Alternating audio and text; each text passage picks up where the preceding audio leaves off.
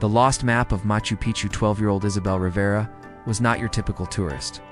While her parents took pictures of llamas and ate quinoa snacks in the village of Aguas Calientes, Isabel had her eyes on the mountains.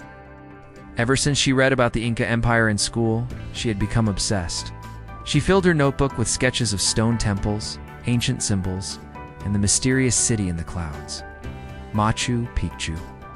One morning, before the first train of tourists arrived, Isabel sneaked away with her sketchbook and an old map she had bought from a dusty bookstore in Cusco.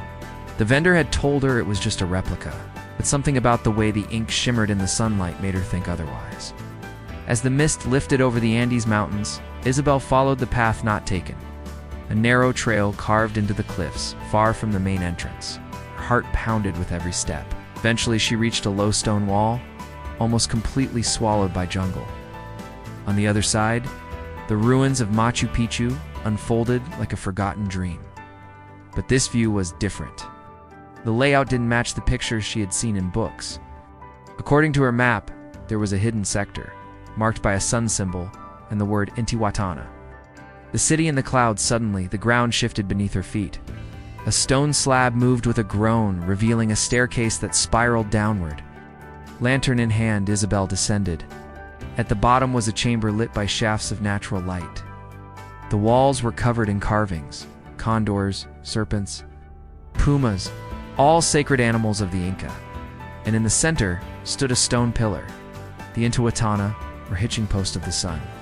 In school, Isabel had learned that the Incas were master astronomers. They used this stone to track the movement of the sun, helping them plan agriculture and festivals. They didn't just build cities, she whispered.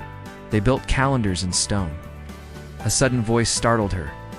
"Not many find this place," said an old man, stepping from the shadows. He wore a wide hat and robes embroidered with traditional Andean patterns. Isabel blinked. "Who are you, a guardian of knowledge and time?" "Secrets of the Inca." The man showed her how the Intihuatana aligned perfectly with the sun during the solstice.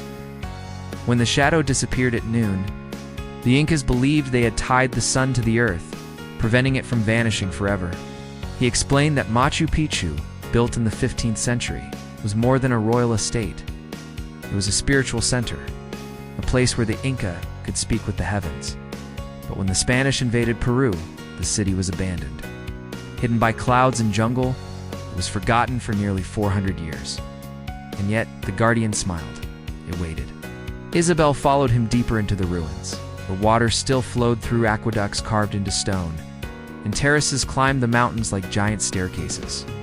Each detail, from the mortarless stonework to the position of each building, reflected an advanced understanding of engineering and nature. They built without iron tools, the man said. They did not have wheels or written language, but they had unity, vision, and time. The stone that whispers as the sun climbed higher. The guardian handed Isabel a small stone with markings identical to those on her map. "You are a seeker. This belongs to you now." When Isabel touched it, the air shimmered around her. She saw visions, of priests watching the stars, of llamas crossing rope bridges, of temples carved into mountaintops. And for a brief moment, she saw Machu Picchu as it once was, alive, golden, sacred. Then, as suddenly as it started, the visions faded. Back to the present, Isabel returned to the surface, just as the first tour group arrived. Snapping selfies in front of the Temple of the Sun, she tucked the stone and the map into her backpack, smiling. She had walked among legends. She had seen the real city, not just the ruins, but its spirit. When her parents asked where she had gone, she simply said, "Just exploring."